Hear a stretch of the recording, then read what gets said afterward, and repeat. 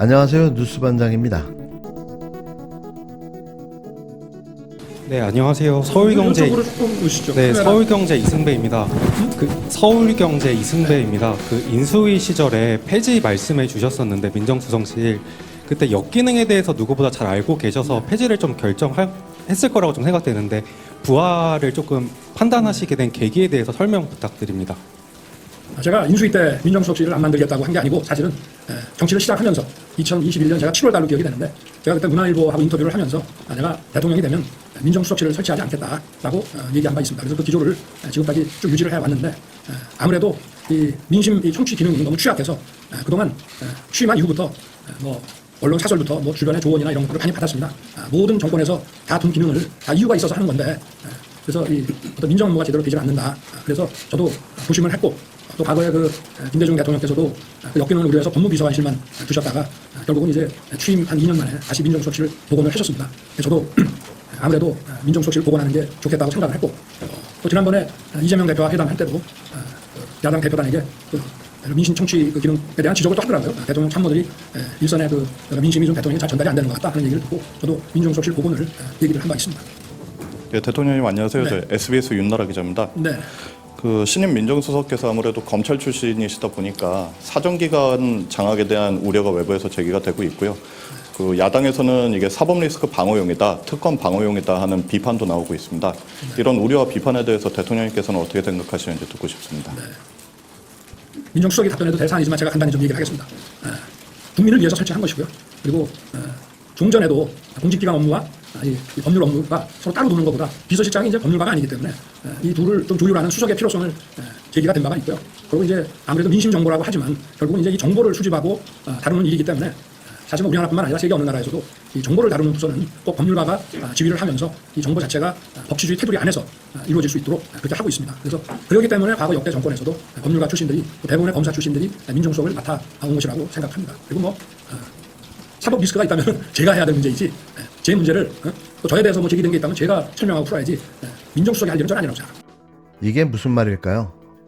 저는 대체 무슨 말인지를 알아들을 수가 없습니다.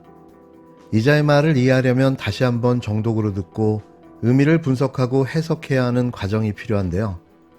자신의 의사를 타인에게 정확하게 정리해서 전달하는 방법조차 모르는 국가 지도자.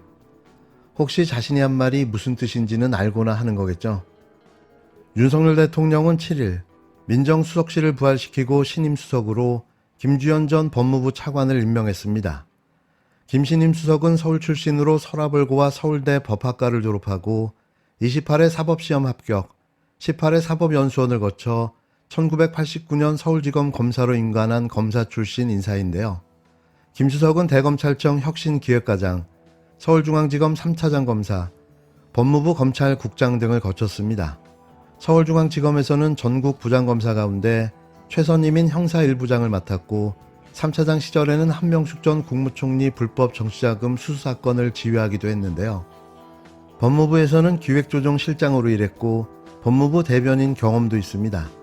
그는 박근혜 정부 시절인 지난 2015년 법무부 차관으로 임명돼 검찰 인사조직 예산을 관리했는데요. 이후 대검찰청 차장검사를 끝으로 2017년 5월 공직을 떠났습니다. 김 수석은 검찰을 나온 뒤에는 백산 공동법률사무소를 거쳐 2021년부터 김앤장 법률사무소에서 변호사로 근무했는데요. 누가 봐도 정통 특수부 검찰 엘리트 출신에 자신의 입신양명을 위해서라면 무엇이든 해왔던 법률가로 보여줍니다. 제1합권은 그가 박근혜 정부 시절 국정농단을 방관했던 법무부 차관까지 역임했다는 사실인 거죠. 한명숙 전 총리에 대한 사건 역시 아직도 의혹투성인데요. 재활용도 불가능한 인사를 민심을 듣겠다며 민정수석에 앉힌 겁니다. 김주현 차장 답변하십시오. 뭐 말씀들 하시는데 저는 무슨 일인지 잘 모르겠습니다. 네. 단 의심스러운 게 딱 이겁니다. 어떻게 하필이면은 넥슨 김정주 회장의 아버님 김교창 변호사 집을 샀느냐. 이게 문제거든요. 그런데 김교창 변호사 알으셨어요? 그분을 잔금을 주고받고 등기 서류를 받는 날 딱 한 번 뵀어요. 한 번 봤죠. 김정주 회장은 만난 적 있어요? 없습니다. 없죠. 예. 예. 그런데 더 이상한 것은 예. 검찰이 김정주 회장 관계 압수수색을 나가면서 그 집을 갔단 말이에요. 가서 압수수색을 하려고 보니까 대검 차장 집이다. 해가지고 화들짝 놀라서 압수수색 영장 집행을 안 한 거예요. 윤석열 번역기를 돌려서 이날 윤 대통령이 말한 말을 정리해보면 이렇습니다. 윤 대통령은 민정수석실을 설치하는 것에 대해 국민을 위해서라고 설명했는데요. 과연 그럴까요? 윤 대통령의 이런 발언은 김건희 씨 등과 관련된 사법 리스크를 민정수석이 대응할 것이라는 비판 여론을 의식한 것으로 보입니다. 윤 대통령은 이날 오전 용산 대통령실 1층 브리핑룸에서 이번에 민정수석실을 설치하기로 했다며 새롭게 민정수석직을 맡아줄 신임 김주현 민정수석을 직접 소개했는데요. 윤 대통령은 후보 시절 약속한 민정수석실 폐지를 번복하고 다시 설치한 이유에 대해 아무래도 민심 청취 기능이 너무 취약해서 그동안 취임한 이후부터 언론 사설부터 주변의 조언이나 이런 것들을 많이 받았다. 민정 업무가 제대로 되지 않는 것 같다고. 그래서 저도 고심을 했다며 그 배경을 설명했습니다. 윤 대통령은 임기 중 민정수석실을 만든 본인이 최초가 아니라는 점도 강조했는데요. 또 물귀신 작전으로 자신을 합리화하는 데 여념이 없었습니다. 윤 대통령은 과거 김대중 대통령도 역기능을 우려해서 법무비서관실만 두셨다가 결국 취임 2년 만에 다시 민정수석실을 복원하셨다고 말했는데요. 이어 민정수석실을 복원하는 게 좋겠다고 생각했다고 애둘러 설명했습니다. 윤 대통령은 또 지난번에 이재명 대표와 회담할 때도 야당 대표단이 민심 청취 기능에 대한 지적을 했다. 대통령 참모들이 일선의 민심이 대통령에게 잘 전달되지 않는 것 같다고 말해서 저도 민정수석실 복원을 얘기한 바 있다고 밝혔는데요. 언제부터 이재명 대표의 말을 그렇게 잘 들었는지 모르겠는데요. 그때그때 자신의 필요에 따라 그냥 가져다 쓰는 거죠. 김대중 대통령도 이재명 대표도 말입니다. 최근 그 김여사 명품 가방 수수 사건 이후 관련해서 좀 신속 수사 지시 내리신 거 관련해 좀 여러 가지 해석이 분분한데 좀 입장 한 말씀 부탁드리겠습니다. 제가 여러 말씀을 덧붙이는 것은 큰 의미가 없다고 생각합니다. 이미 말씀드린 것처럼 서울중앙지검의 일선 수사팀에서 오로지 증거와 법리에 따라서만 신속하고 엄정하게 수사하고 또 처분할 것이기 때문에 앞으로 여러분들께서 수사 경과와 수사 결과를 지켜봐 주시기를 부탁드립니다. 제가 오늘은 여기까지만 말씀드리고 더는 말씀을 덧붙이지는 않겠습니다. 이해를 부탁드립니다.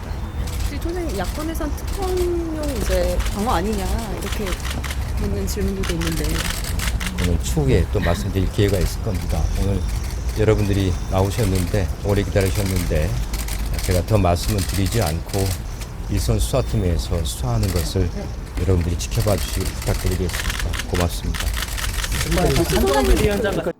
이원석 검찰총장이 김건희 씨 명품 가방 수수 의혹 수사를 두고 엄정한 수사 의지를 거듭 언급하고 나선 상황에서 대통령실이 민정수석실을 부활하고 나서자 야권에서는 사법 리스크 방어용이라는 비판이 쏟아져 나왔는데요.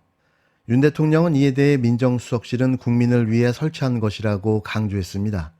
또 신임 민정수석이 검찰 출신인 부분에 관해서는 공직기강 업무와 법률 업무를 서로 따로 두는 것보다 비서실장이 법률가가 아니기 때문에 이 둘을 조율하는 수석의 필요성이 이야기된 바가 있다며 민심 정보라고 하지만 결국 정보를 수집하고 다루는 일이기 때문에 사실 우리나라뿐만 아니라 세계 어느 나라에서도 정보를 다루는 부서는 꼭 법률가가 지휘하면서 정보 자체가 법치주의 테두리 안에서 이루어질 수 있도록 하고 있다고 강조했습니다.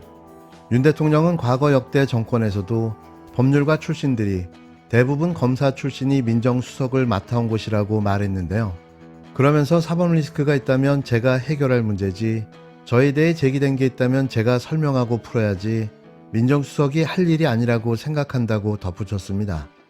한편 윤 대통령은 최근 새로운 대통령실에서 일하게 된 참모들을 직접 소개하고 있는데요. 정진석 비서실장, 홍철호 정무수석에 이어 김주현 민정수석까지 대통령이 동행해 임명 배경을 설명했습니다. 특히 윤 대통령은 민정수석 임명과 관련해 언론인의 관심이 많은 사안이라며 직접 언론과 소통하겠다는 쇼를 또 보여줬는데요. 이런다고 갑자기 불통이 소통이 되는 건 아니죠. 언제 끝날지 모르는 소통쇼는 오늘도 계속됐습니다. 그나저나 검사 출신 민정수석이 민심을 과연 얼마나 잘 챙길까요? 우병우를 보면 과거 검찰 출신 민정수석이 어때했는지를 잘 알 수 있는데요. 보나마나 하나만한 일을 벌이고 있는 거죠. 목적은 김건희 씨와 일가족에 대한 방탄일 뿐입니다. 신임 민정수석을 맡은 김주현입니다. 지금 대통령님께서 말씀하신 바와 같이 그동안 민정수석실을 쭉 역대 정부에서 운영을 해왔었는데 이 민심 청취 기능이 부족하다는 그런 말씀들, 지적들이 있어서 저는 앞으로 가감없이 민심을 청취해서 우리 국정 운영에 반영될 수 있도록 최선을 다하겠습니다. 안녕하세요, 수석님. 매경 우재윤 기자라고 합니다.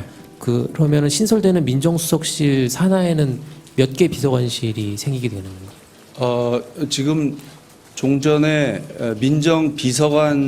없던 민정비서관실을 새롭게 만들어서 이제 주로 민심을 청취하는 그런 기능을 하게 되겠고요. 그리고 말씀드린 바와 같이 공직기강, 법률비서관실을 이관받아서 업무를 진행을 하게 됩니다. 이 민정수석실의 종전의 기능이나 그런 것들은 다 잘 아시고 계시기 때문에 저희가 업무 범위나 업무량 그런 것들은 좀 신속히 파악을 해서 정리를 해 나가려고 합니다. 안녕하세요. 뉴데일리 전성문 기자입니다. 민심 청취 기능을 강화하기 위해서 민정수석실을 이번에 설치했다고 이렇게 대통령께서 설명을 하셨는데, 그렇다면 과거 사정기관에서 올라오던 수사 관련된 그런 정보들 이런 것을 민정수석실에서 수집을 해서 업무 범위에 이렇게 포함을 하지 않는다는 의미이신지, 아니면은 수집은 하되 어떤 정보를 어느 정도까지 업무를 처리하실 것인지, 이 수사기관에서 올라오는 정보를 어떻게 하실 것인지 좀 궁금합니다. 구체적인 정보의 내용이나 이런 것들은 이미 공직기관이나 법률비서관실 운영을 하고 있었고, 또 민정비서관실에서 어떻게 운영해 나갈 것인지 하는 것들은 차차 검토를 해 나가겠습니다. 차차 검토를 해 나가겠습니다.